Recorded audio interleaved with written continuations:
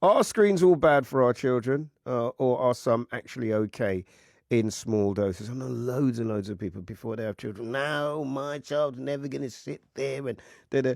Andy Robertson knows. He's the editor of Geek Dad. Have you got? So you've got children, have you? I have. Yeah, How mine are getting older, how but old? I've How old been are through they? various phases. The oldest is like 20, got an 18-year-old, and my 16-year-old just doing GCSEs. So still a question, what to get them for Christmas, and video games are obviously high on that list.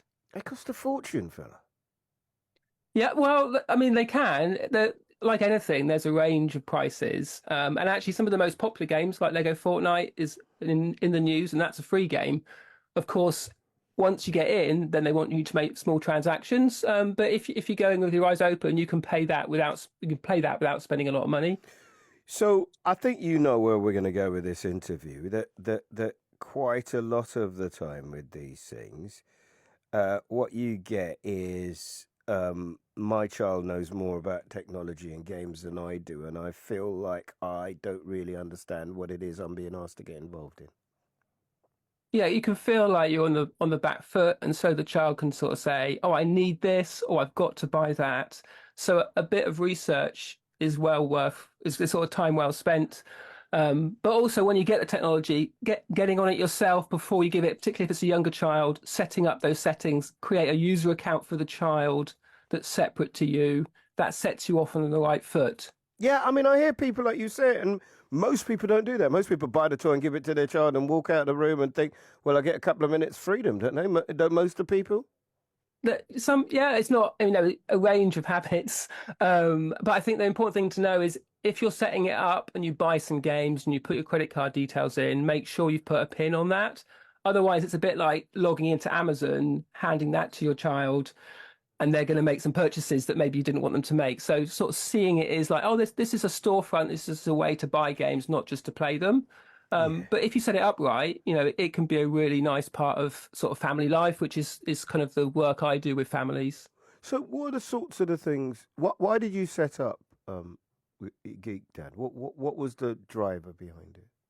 So yeah, Geek Dad, and there's another site I run called Ask About Games, which is offering parents kind of advice without the jargon to sort of get, catch us up, but also answer the questions that parents have, which are different to maybe what a child would ask about a game.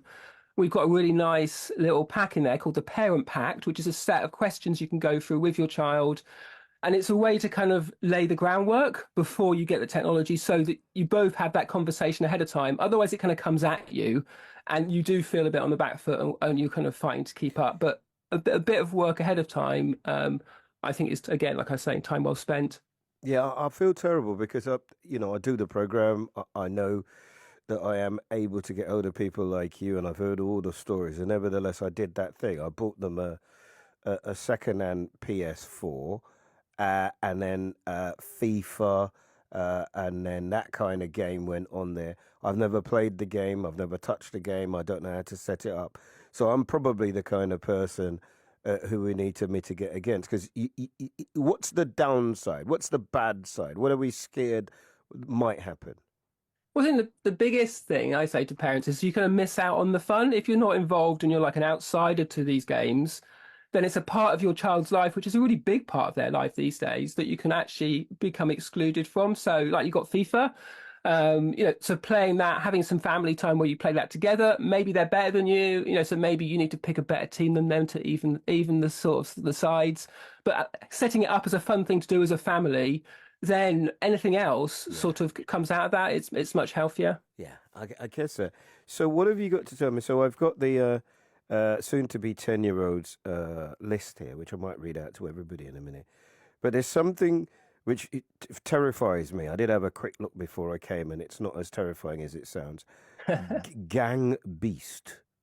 Yes, yes, and That, lots of games have names which are doesn't that designed to sound attract terrifying? attention. Yeah, yeah, but it's a game where you're just having like a sort of a play fight in various settings, and it's funny because the characters are all kind of wibbly wobbly, and you kind of grab onto each other, and maybe you're on a moving car and stuff. So it's a kind of game, as you're playing it, if you watch what the kids are like, they're just laughing and screaming like they would be in the playground. So it's actually a really nice game. It is worth looking at things like the PEGI rating. So on that game will have an age rating, which is about, well, what's the content in this game? And it will tell you, is it rated, say, PEGI 12? Is it violence? Is there sexual content? Is there language content? So again, you can sort of go in and you kind of know what's in that before you try it out and maybe have a surprise. But I think Gang Beasts, in spite of its name, is actually a game that's pretty family friendly. Yeah, I mean, on that, much of what I do is quite tough news. And I hope you don't mind me asking you this question. It isn't what I brought you on here for, but you're in Go the for it. area, so please bear with me.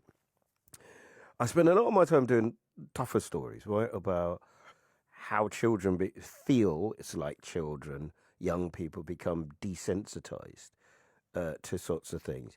Often, what comes up are the kind of music that they listen to, but more recently, over the last 18 months, 2 years, the games that they play. And I just happened to go to somebody's house and hear some of the audio from Grand Theft Auto. And I was like, oh my goodness, because I'm not a gamer, so everything on it comes fresh to me. And I was like, my goodness, do you understand why people are saying that? Do you think there's any validity in what they've said? Yeah, again, going back to the age ratings, like Grand Theft Auto is rated 18, so really it's a game designed and appropriate for adults. Parents can make their own decision about when it's appropriate for their older teenager to play that game. But in terms of the kind of the science that I've looked at about the effects of, say, playing a violent game or the potential for addiction, there is some correlation that you see kids who play more violently in the playground maybe have an overlap with kids who play more violent video games. But that's very different from a causation. So we don't have any science or studies that say playing a violent game causes you to behave more violently. But obviously, common sense. You know your child and what they can and Yeah, but can't I know process much. is important. I know much. I suppose I'm using myself as a case study to emphasize why we're doing this piece today and why it might be worth other parents taking a closer look than I have up until now. Because causation is always an interesting word to me because I've always thought of causation as being subjective. If I put faster music in my car, I drive faster. Does that come under causation if I have an accident? Do you see what I mean? So for me, I've always been interested in that kind of terminology. Yeah, and I think just saying that there's correlation rather than causation isn't to say there's nothing to worry about. There is this correlation, and like I was saying, we need to pay attention. But by playing the game with our children and kind of being in on things as someone who has played games and knows what they're like, we're then able to interpret what's happening. If a child was reading a book or listening to some music and behaving a certain way, and we'd never heard music ourselves or we'd never read books substantially, it would be hard for us to make a sort of a valid judgment about what is and isn't happening there. So again, that although it's kind of just a nice bit of sort of parenting advice, actually setting up games together as a family, it creates a space where you can help them and guide them like we do in other parts of life. But you can only do that if you do it at the beginning. So from the genesis of it, what game do you want? Let's set the thing up. Okay, let's work our way through it. If you do that, then you've got a better chance as a parent, right? Yeah, it's easier to do at the beginning. And I do talk to lots of parents who say, oh, I wish I'd started this sooner. But even if you've got 12, 14-year-old playing games, you can, a bit of research, you can find some games that you all can all play together. And most kids that I talk to in families love it when their parents get involved. Often as parents, I think we're like, oh, I don't want to intrude on their special thing. But often the best time of video game playing that kids will have is when mum, dad, guardian actually steps into the room and says, oh, can I play? Could you show me how to do this? And there's that lovely kind of reversing of that Excellent. dynamic. So yeah. I'm scared that I'm going to get addicted to it and start You'll playing be it fine. more than him. And the other thing is, and my audience, the people listening will know that this is the question that's coming to you. Where can I get a deal? Where can I get stuff cheap? Well, I think not being driven to buy the latest, biggest games is an important thing. They're often quite high price. So second-hand consoles are a great way to go. If there's someone else in your family that's moving on to the next new console, maybe a PS5, then you can get the previous console, and those games are still brilliant. Just because they're last year's game doesn't mean they're really good. I think, buying peripherals, which are kind of third-party peripherals, and just shopping around this time of year, there are deals to be had.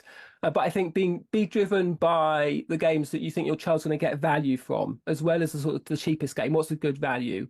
And actually, some games that are free to start playing, like I was saying, like Fortnite, where they've got in-game purchases, can actually be really good value as long as you can keep those in-game purchases to a reasonable level. Where can people find you on the socials? So I'm Geek Dad Gamer on Twitter. That's the best place to, or should I say X? That's the best place to get me. Okay, listen, really great. Is everybody coming around to yours? I'm doing a story today, Andy, and it's a story about how the top end restaurants in London are full on Christmas Day because people clearly don't want to do the whole kind of come round, get the